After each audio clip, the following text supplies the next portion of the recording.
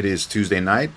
Thanks for joining. We are glad you're with us, and we are having a good old time here at our hotel resort on the water. It is cool. There's a nice breeze, and we hope it's nice where you're at as well. So, let's get into this conversation tonight. Pastor Ford is clearly relaxed because everything is smooth right now. We need you to say something so you can just say hi. Hello, I'm here and ready to go. So you you look like the thug life emoji. Oh goodness. All right. Tonight's topic: the truth about God's power. I've read books on, there's a couple books. Oh no, I can't believe this. Your camera just froze. Oh, nice. That's beautiful. Everything's just been how it working goes. fine. It's just how it goes, man. Let's see That's here. awesome. Oh boy. Yep. And We're just that gonna one's be okay. So let me see here.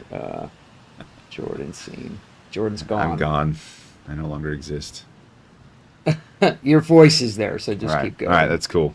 Here, I'll put it on. I've read a couple books on right the some of the science around the original discoveries that led to the creation of the nuclear bomb or the atomic bomb. And it's interesting because before 1938, now this might be super boring for some people, but I love this kind of stuff. I love the innovation world and have been very fascinated by it. And so I choose a lot of books on stuff like this. But before they discovered nuclear fission, which led to the obviously nuclear weapons, they believed that atoms were simply building blocks of matter. And this is very fascinating. It's like an atom is so microscopic that I think they said a human hair is 500,000 to 1 million atoms wide. So that gives you kind of a brief, a simple idea of how small an atom is. So in the 1930s, these scientists, I think they were German, I can't remember, one of them's name was Otto, and another guy was, I can't remember, Fishner or something like that, Fashner.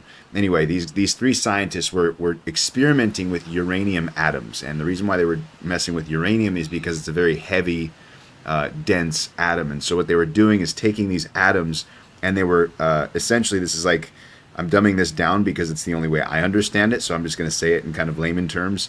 But they were taking neutron particles called neutrons, and they were basically throwing them at the atom to try and create a heavier matter. So they were trying to create heavier, denser matter, and they thought that by throwing these neutrons at it, that's what would happen. But what happened inadvertently is they caused this very unstable matter, or this very unstable atom, to split into multiple parts, which is the splitting of the atom. Yeah.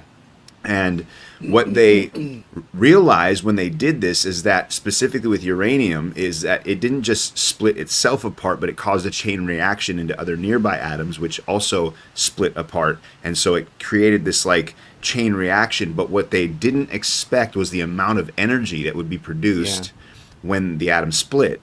And so so obviously that led to the creation of using, this process for creating, it's literally called fission. I didn't know this, but fission actually just means the splitting apart.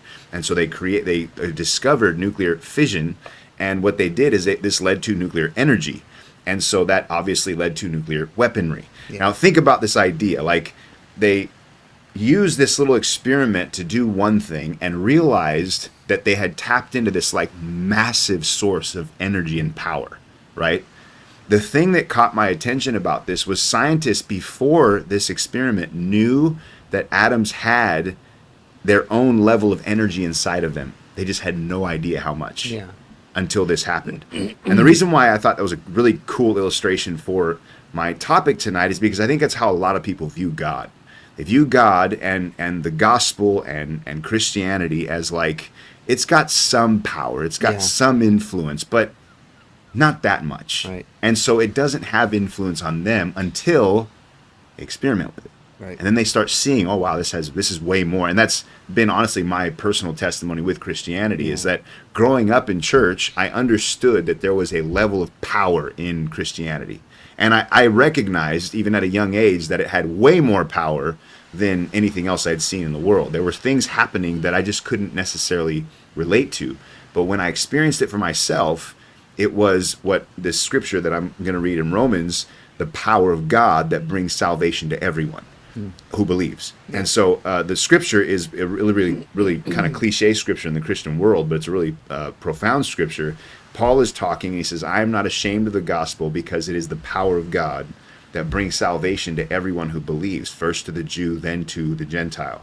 So fast forwarding into the topic I want to cover, just as, kind of umbrella topic here, is really trying to help us understand what we need to know about the power of God. Because it seems like the power of God is really just, when you think about the gospel, this is like the part that a lot of people just kind of dismiss. Like the Christian, we go and we witness, we tell people about God, you present somebody with the gospel, and they just dismiss it like it's not that big a deal. Yeah. But Paul is saying that the gospel itself is the power of God. Yeah. So the reason why that's significant and why I got inspired for this whole topic is because I've talked to several people over the last couple of weeks who have made comments, not several people, a few people over the last couple of weeks who had made comments specifically about the power of God.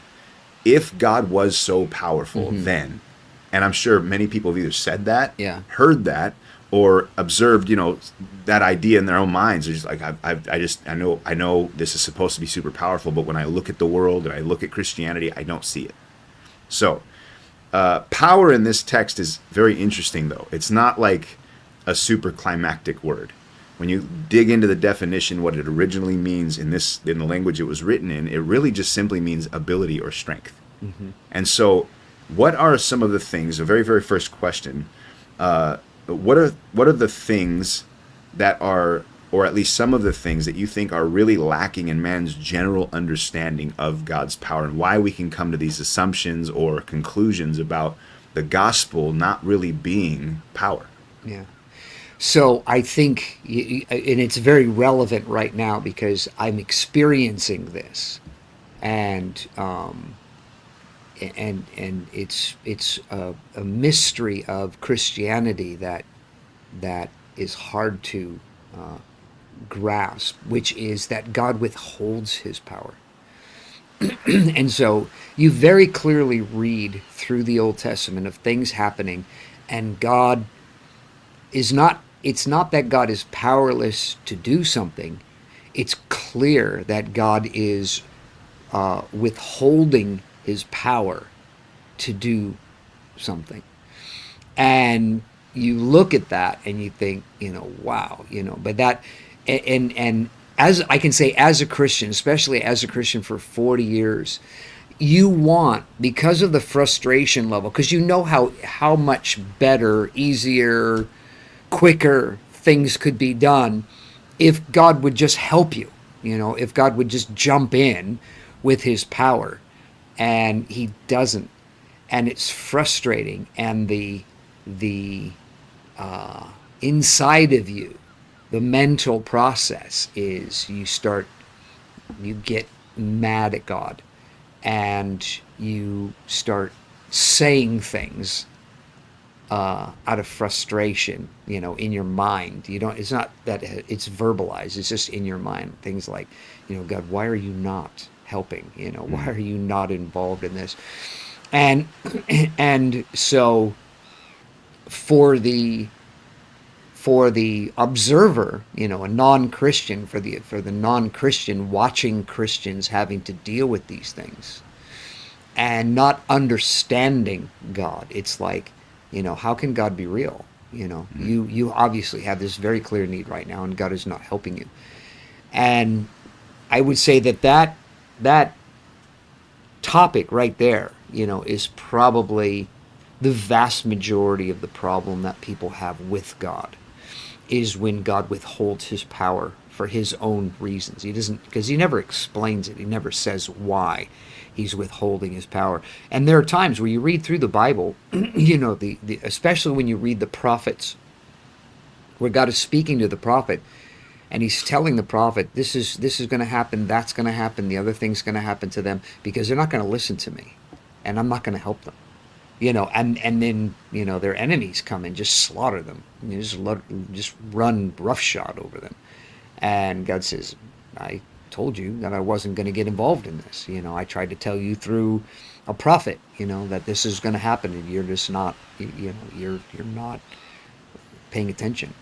And so that I would say that concept is probably the number one issue when it comes to understanding and being able to experience the power of God, is because of that. That it's that element right there, is that when God is not moving, to get frustrated, to get upset, and then you expand that out into every area of your life.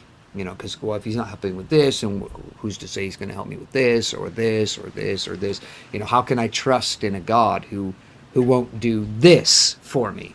And so it becomes that kind of a thing. And the reason why I mentioned that I personally deal with this is because there are, right now, personal frustrations, like, that little glitch of the camera. It's still working, right? That little glitch is just like the reminder, that, God is not tweaking the knobs on things as much as you would like him to. He's not tweaking the knobs. You still, there's still a place for our involvement, our interaction with God. And and so, but there's even bigger things than that we need a building, we don't have a building. We need certain things we don't have. And you have to live without that, and so that's where we get into the problems of God's power, because we can't control God's power, and because we can't control it, we can't rely on it, and because we can't rely on it, we tend to kind of dump it into the, powerless category. Mm-hmm. Because it fluctuates. It'd be like if atoms didn't always blow up, we wouldn't, or split, we wouldn't make nuclear power plants. We wouldn't make bombs. Those kinds, because it's fickle. It may work, it may not work, but it works every time, and so we can put it into use. And so, but God's power is not like that. God's power isn't something you can just call on at any random moment and expect there to be some full, release of God's power.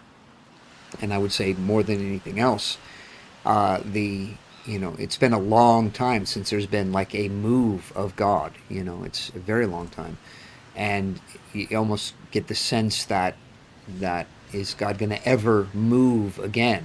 Where people come in, get saved, get revelation, of who God is. The last time was in the like 60s and 70s into the late 80s, and then there's virtually been nothing since that period of time. There's been moves, but I mean it's like when Russia opened up, in the 90s.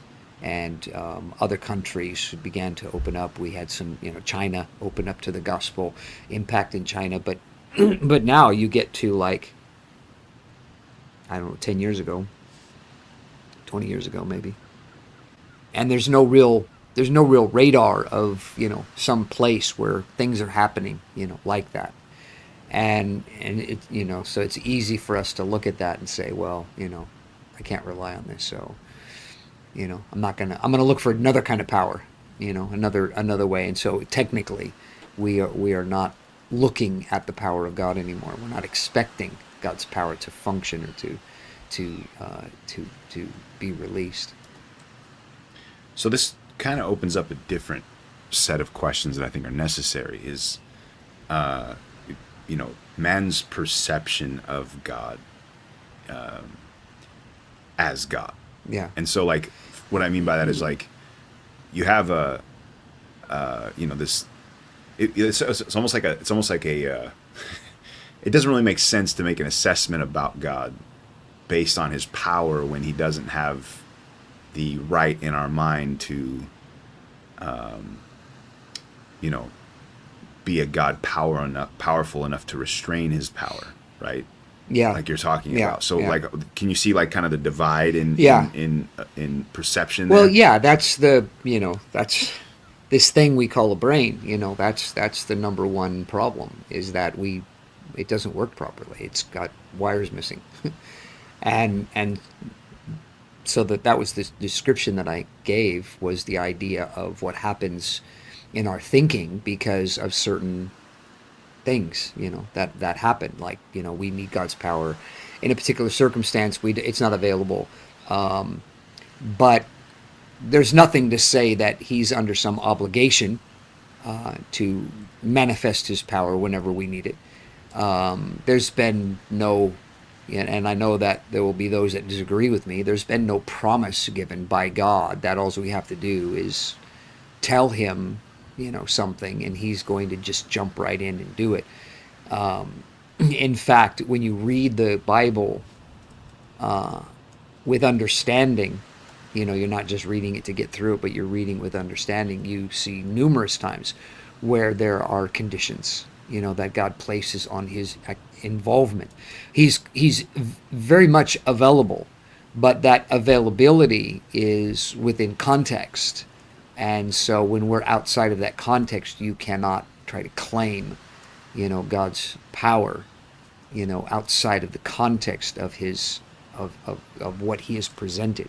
Jesus, whatever you ask in my name, he shall give it to you. And it's like, well, but if that was the only thing that Jesus ever said, okay, fine. But there are so many examples that he's given in the Bible. The unjust judge, the friend at midnight, those two parables in particular, is these are people who have a need right now, but that need is only met through perseverance. There's a perseverance that brings that. And so what defines, when you have persevered, there's no definition for that, and so that's where we get into trouble, is, like I said, because of, we've got time frames, we've got deadlines that we want God to meet and things like that, and God just doesn't work on our calendar. It's just not how God functions.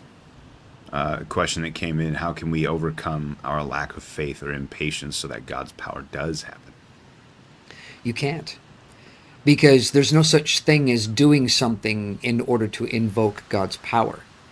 That's not the idea. That's not the point that is being made. When that scripture that you mentioned, about the power of God to salvation, it is, it is the power of God to salvation, but that salvation, you can have 25 people, all come forward wanting to receive salvation, and maybe only one will actually, carry on that salvation. All of them will have been given the opportunity, but not, they can all walk away, and so is it a lack of power? No, it's not a lack of power, it's a lack of desire, and so there, there's no power available for somebody who has no desire for God to move, and so that's why you can't have some formula, that says this is, you do this and then God will move. There are all through the Bible, there are examples and preconditions, of when God will get involved, when his power will be involved. There's also seasons, and times where before God gets involved. Like, judgment itself, think about that. What can we do? Taking that question to put it in that context, what can we do in order to invoke God's judgment on the world? There's nothing we can do. So it's not a thing of what can we do so that we can make this work. It's funny because if you think about the idea that the power of God, if I said the power of Dave, I don't think anybody would get the idea in their mind that they could have some of that. by doing certain things, that there's some way that I could give them that power, you know. There's power of Dave that's available, and all you have to do is some certain thing, and then you can walk away with that power.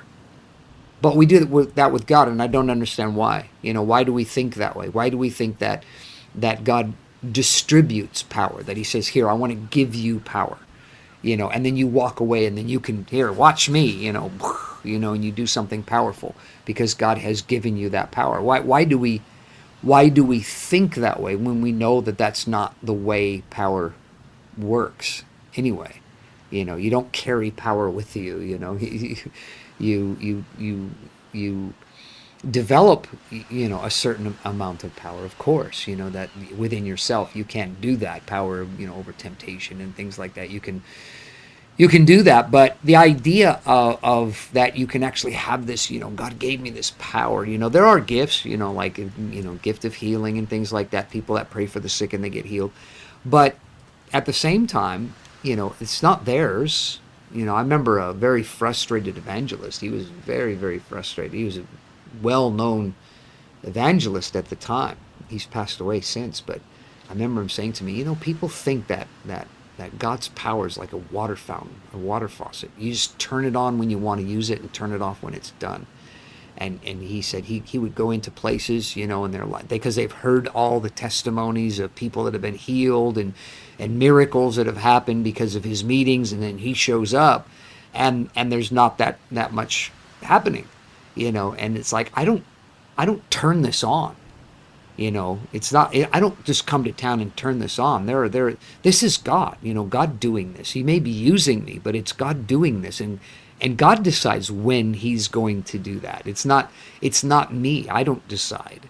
You know, I pray, I get up there, I exercise faith, you know, and all that kind of thing. But that doesn't turn out to be, you know, so everywhere you go, you know, there's this amazing, miraculous power, you know, and it's so my point in that is that even though there are dynamics to God moving, those dynamics are not things that you just learn and then God, well, I don't have any choice. I just have to move now because you guys have ticked all the boxes, and so now I have to move. It's not like that, you know. So it's important to understand that the power of God, it's not a question of God being powerless.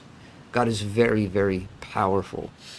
He created the universe. I mean, let's just start there. I mean, we can't even create, like, you know, a drawing without a pencil, you know. But God created the universe out of nothing, you know, and so there's obviously power there, but I'm even reluctant to use these kinds of words. The idea of tapping into that power is, you have to be really careful going there, because it's not like that power is independent of God Himself, you know, that there's somehow God and then there's God's power.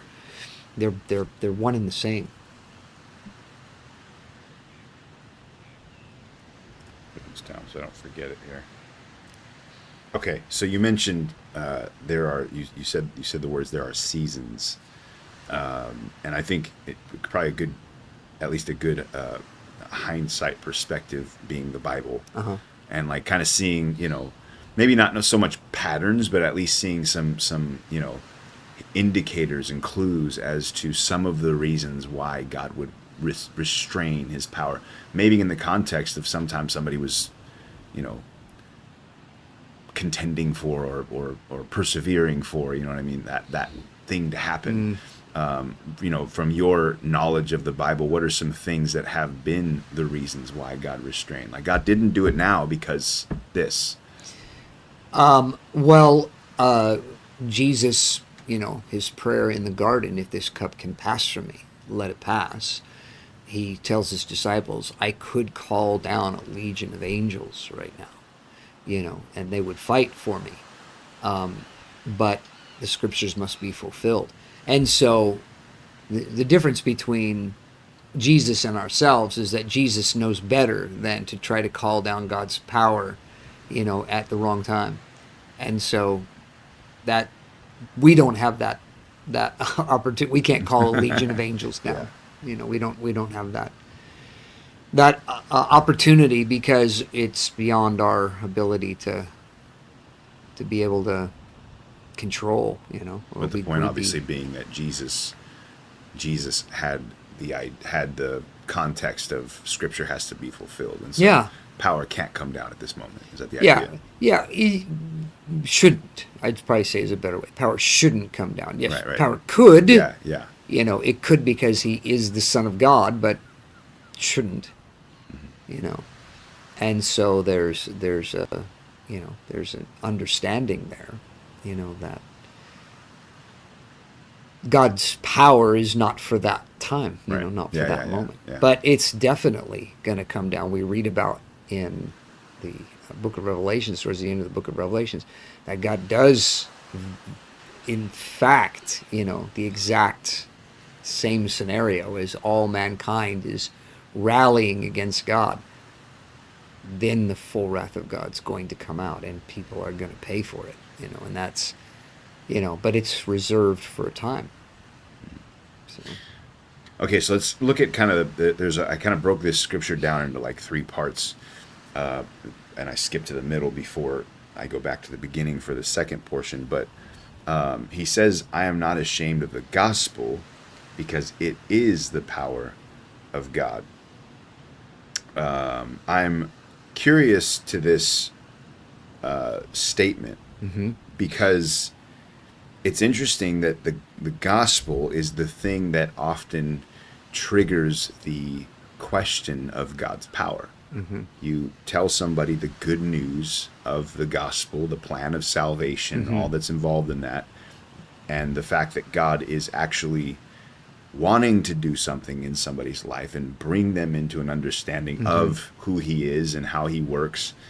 But then that very interaction, that very presentation of what we call the gospel, is the thing that triggers people saying, if God were so powerful then. Yeah. But Paul is saying the gospel is the power. Yeah.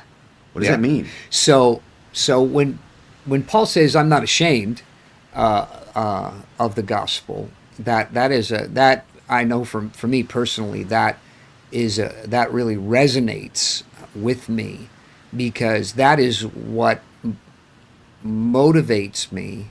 Motivate isn't really the right word. That's what, I'm not sure the right word to use for this.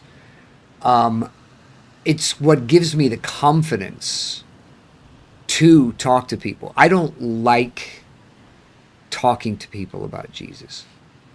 I don't like it. But you're a pastor. And the reason, no, I like talking about Jesus. I should probably qualify it. I don't like talking to people who are not saved about Jesus, because I'm going to, it's going to be that kind of a conversation. But the confidence that I have, and what I guess motivate does play into it as well. What motivates me to have that conversation is because I know that me speaking the gospel is going to have impact, on people.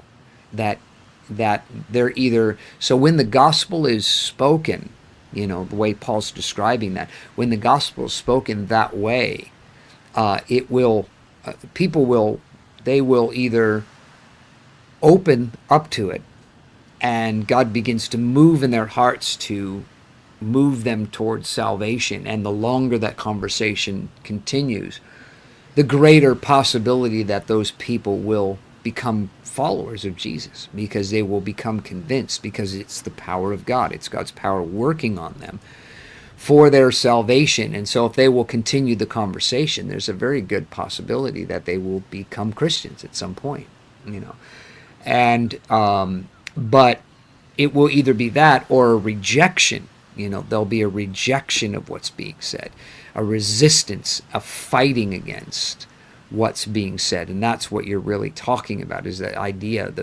it's the inner struggle of a human knowing that they are outside of God, they are separate from God. There is a gap, a chasm between them and God. and that they're not going to have eternal life if they entertain the idea of God. So they'll fight against it. I don't believe God's real. They'll say these kinds of things. But the reason why they say those kinds of things is in defense against the power of God. And so that's what's so important to understand, when a Christian speaks the gospel to a person, that there's a very powerful thing that's taking place. These people are not just simply answering questions or commenting on their personal beliefs. This is going inside and is making a mess of their world while they're talking. And I remember I was on an outreach, and it was the first time it ever happened. I was on this outreach, and I walked up to this guy, and I was just going to talk to him about Jesus, and I said, "Hey, and he punched me square in the face, and he screamed at the top of his lungs, "I don't want to talk about that. I don't want to hear this." And there were two things that were surprising to me. Number one is that it didn't hurt me. It was like, it was a good punch, and it didn't hurt me. It was like, wow, there was a something happened there, like God jumped in front of his fist or something.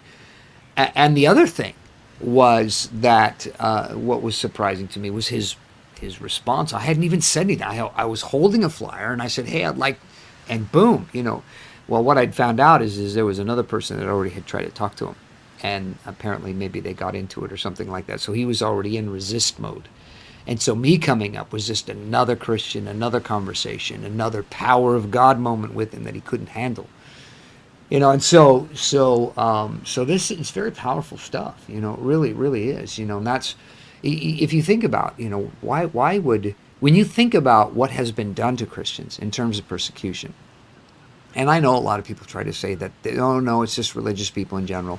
But the truth of the matter is, there are religious wars, but persecution is exclusively a Christian thing. It's exclusively a Christian thing because it has to do with Jesus. There are people that persecute other people, because they just plain don't like them. And they may persecute them because of their religion, something that's very popular in England is a kind of a rivalry. It's not so much anymore, but it used to be really big, as Catholics and Protestants, constantly having to go at each other. But you're talking about something completely different. So the point that I'm making is the idea that, that tarring and feathering of Christians, it's funny, they don't do it anymore. It's quite interesting. Is back in the 90s, I went to the or maybe in the 80s, I went to it's called the London Dungeon. We actually have a version of it here in San Francisco, but it was called the London Dungeon. And you walk through, and they had all these torture, devices and things like that were used during the days gone by, and they used to have plaques. These plaques, you would read them, and I was shocked as I walked through the thing, and I'm reading them, and they were predominantly used against Christians. These tortures. They weren't general tortures. I thought they were general torture. I was under the impression they were general tortures, but going through that and seeing the history of that and realizing these are devices that were made specifically to torture Christians in order to get them to renounce Jesus. That's why they were so heinous. Is because they were trying to figure out how to get Christians to renounce Jesus. And so it's like, what does that tell you? That somebody can become so obsessed in their thinking that they want to try to get somebody to not believe in Jesus, because there's power. There's power, there's influence there. Just that person's life, just existing, is power. Not even what they're doing, but just the fact that they exist is too much for those that are enemies of God, those who have chosen to be enemies of God. And so it shows you, that, you have to exert power against the gospel, if you don't want to hear it. You can't just go, no, I don't want to hear it, but keep talking because I'm not listening and it doesn't matter. It's not like that. It's very different. So why is it perceived as something so weak, or at least verbalized that way? How come it's hard to acknowledge that? Well, it's on the outside looking in, and not actually experiencing it for yourself. Once you've experienced it, then you know beyond a shadow of doubt what God's capable of, because it in like in my own life, in my own testimony, I became a different person the next day, after having met Jesus. It didn't take weeks, it didn't take months. I didn't have to go to rehab. I didn't have to go to halfway house. I didn't have to go to, some special, AA or something I didn't have to go to any of those kinds of things. It was just over. I was a new person. And I didn't understand that concept until after I read the Bible, but I knew what had happened to me. And it was undeniable that I was not the same person anymore. It was an overnight transformation. And so I knew that, and reading the Bible just showed me, that's what God does. That is what God does. And it was like, I've experienced that. That's what God does. He's real. We're finished. There's no debate over this anymore. I've met Jesus. I know I have. And then I just became, talking to everybody about it, and the amount of rejection, friends that didn't want to have anything to do with me, all of that was like shocking, in the beginning, because I was like, why can we not be friends just because I've become a Christian? Okay, I'm not drinking, right? We used to go drinking all the time. I'm not, but at that point I hadn't even said I wasn't going to go to clubs anymore. I just said I wasn't going to drink anymore, and if I went to clubs, I wasn't going to go out and dance and, hang out with the girls and stuff like that. So I was going to be drinking, I wasn't going to be dancing, I wasn't going to be doing all that kind of stuff. And so, but I never said I wasn't going to go. I never said that they couldn't. I never said that I felt there was anything wrong with it. I just told them I wasn't going to do it. But the amount of animosity, that they had towards me was new. I'd never had such animosity at such a large level. There were always people, when you're in high school, there's always somebody, right, that hates you. But the amount of people that hated me just because I'd become a Christian, that was the part that was really surprising to me. And because there's power in it. I mean, when it comes right down to it, there's power.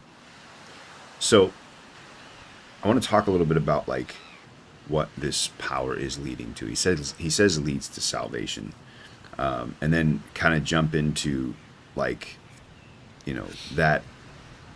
element of the miracles, because and that's another one of the, so there's three main definitions for this word power. Yeah. Is ability was the first one. The second is strength. Yeah. And the third had to do with miracles, which is very interesting to me, because it almost seems like a bit of a leap, but it's all encompassing with God, right? Yeah. And so it's again talking about the almost the irony in the fact that the gospel is what pulls this question out of people.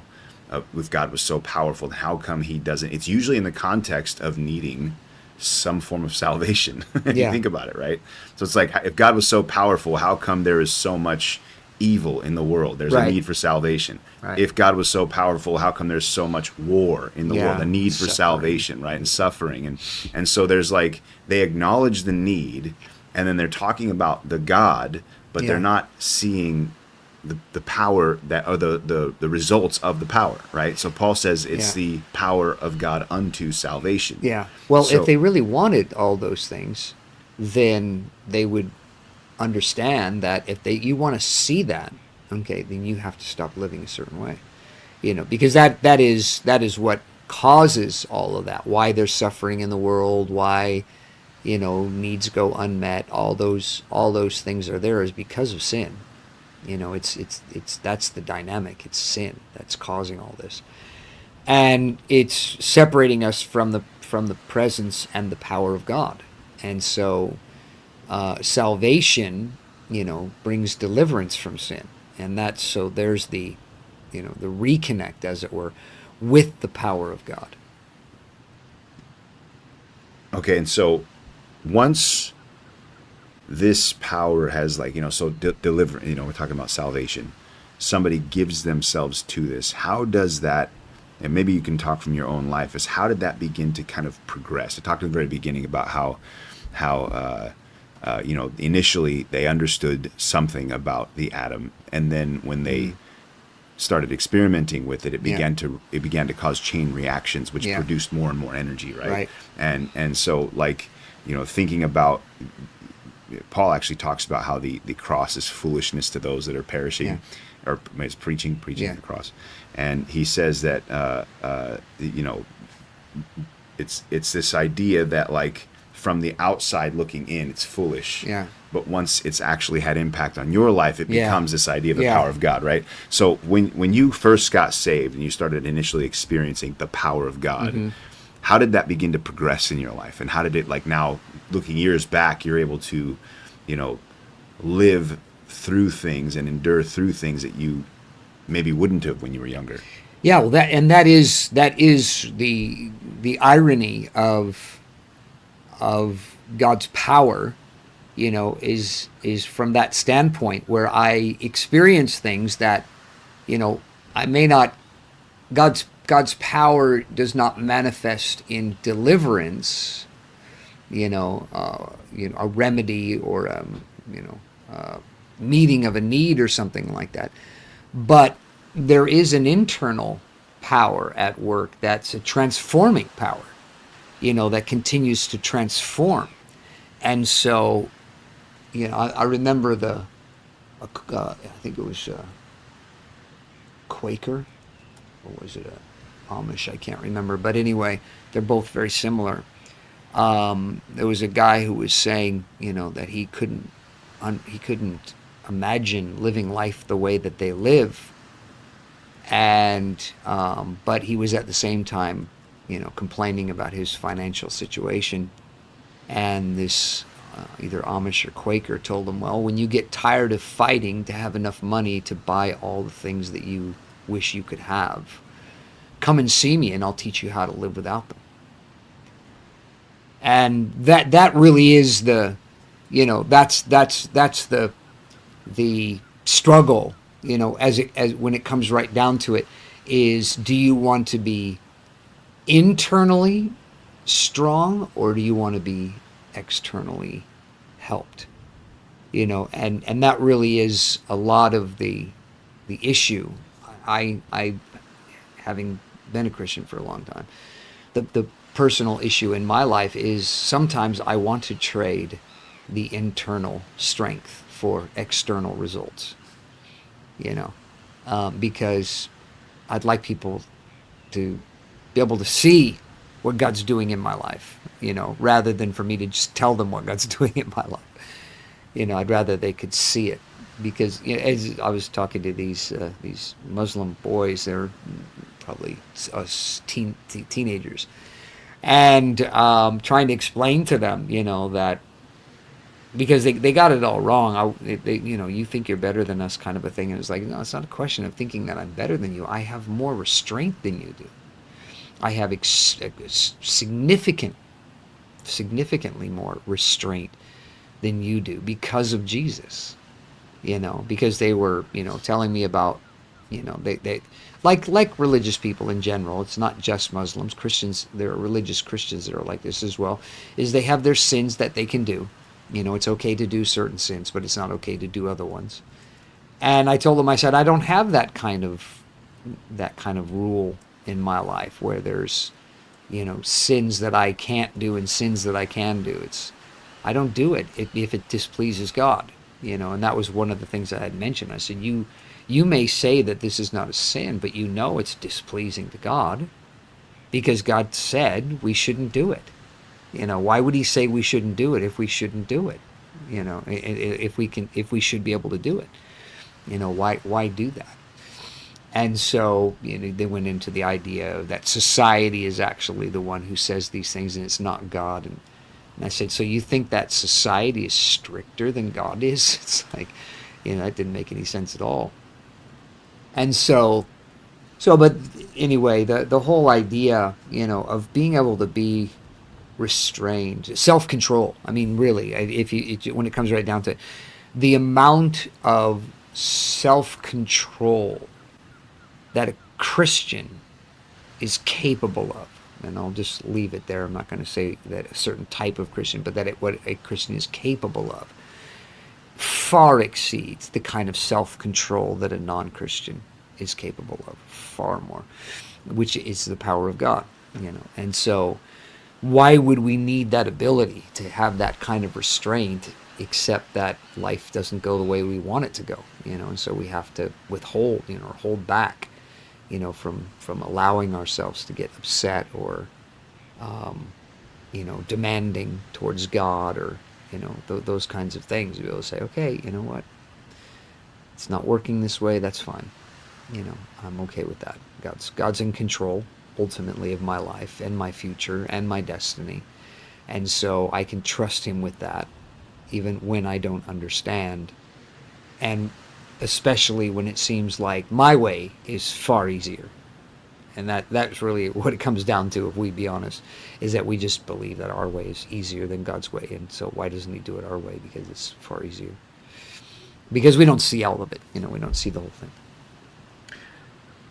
Okay, so I'm going to kind of back up a little bit, because this is all still going the right direction here. But when it comes to this issue of like miracles and stuff like that, you had mentioned in the beginning there's no tapping into that, as it were. Like, it's not like we can just do something that will just trigger the miracle of God. But so how do you? Well, sort of. I mean, you have to be careful with that, because there has to be faith for there to be a miracle. I'm going to actually ask a question in relation to something Jesus says. So help us understand the right balance here of thinking, the right way to think about miracles and expectation, faith. Because Jesus says, keep on asking and you will receive what you ask for. Keep on seeking, or seek and you will find. Knock and the door will be open unto you. Yeah. And so this idea of asking, seeking, knocking is something that clearly Jesus is saying you should do. Yes. Right? Yeah. And so how does faith work in that context? Like, what is the reality of believing for God's power to do something in your life or in the earth? Like, what's the thing that's either missing, or the thing that some people have that other people... Well, it's a timing thing. It's like I said, is the idea. There's no... Jesus, you use the better way of translating that, because some translations, they just say ask, as if it's I'm asking, no response, But the idea that there's got to be this persistence, that there's a persistence associated with asking. It's very clear, in the Gospels. It's very clear Jesus communicates this idea. He talks about when He comes back, will He find faith in the earth? And He's speaking in the context of people, two particular people that were persevering in a difficult circumstance until they finally got what they were after. But they persevered for a period of time, and the Bible doesn't tell us how long of a period of time that they had to persevere in order to experience that breakthrough. The unjust judge one especially. He says, she keeps coming to me continually. How long was that? 3 weeks, 3 years, 3 decades? We don't know how long she continued to come to this unjust judge before he finally said, all right, I'm going to do this. And so there is an element there of pushing, that hard to receive God's power, for God to move in whatever circumstance you're talking about. I know in my own personal life, I'm very reluctant to really push in like that, because my biggest fear is that I'll push in the wrong direction, and then God will go, okay, but this isn't my will for your life, and you're just going to have to suffer the consequences once this all plays out. And I know people who do that and not even think twice about it, because it's all about the power of God. It's all about just getting God to do things, and God, okay, and they push Him, and He gives them what they want, and then they choke on it, spiritually speaking. It ruins their lives, but they got what they wanted, and so I don't like to push like that, but that's the idea, is there's an understanding that there has to be a persistence, a perseverance. What's the word that Jesus uses in that parable? I can't remember. It's not persistence. He uses another word, but I can't remember what it is. But that's the idea. It's about persistence, a perseverance. Okay, so what do you think is again, everything we just talked about, what is like the thing that you wish people understood about the power of God? That you think is like that missing element. Like if you just at least understood this, it would change Right. your life type of thing. Well, that I would say my personal wish would be that people would understand that God's power is more about what He can make you into than what He can do for you, and that is the higher priority. Paul talks about all the things that he endured, all the issues that he had, all the things that he'd suffered, but he talks about it from the standpoint of, though the outward man perishes, the inward man is renewed day by day. And so there's an understanding, and I I literally have experienced this, having been a Christian for 40 years and passing through different areas of life, and honestly not wanting to. I'd love to be 20 years old again. I would love that. I would hear people, oh, I would never want to be 20, all the things I had to go through and stuff. Like, no, absolutely, I would love to go through it again. Hopefully I would do a better job. But in even in that, the I am really, the older I get, the genuinely, the more I'm looking forward to what awaits me in eternity, because it's like a kid waiting for his birthday or Christmas, that the closer and closer it gets, the more excited you get. And it's genuine. There's a genuine excitement in me to want to I'm looking forward, to what, you know, because there's so many things here that are, the struggle, the difficulty here. It's like when that's all over, it's not that in and of itself will be great, that the end of the struggle, but at the same time, it's the, what it was all for, when there's a revealing, of God's plan. What he tells his disciples, in my Father's house there are many mansions, and he says, I go away to prepare a place for you, that where I am you may be also.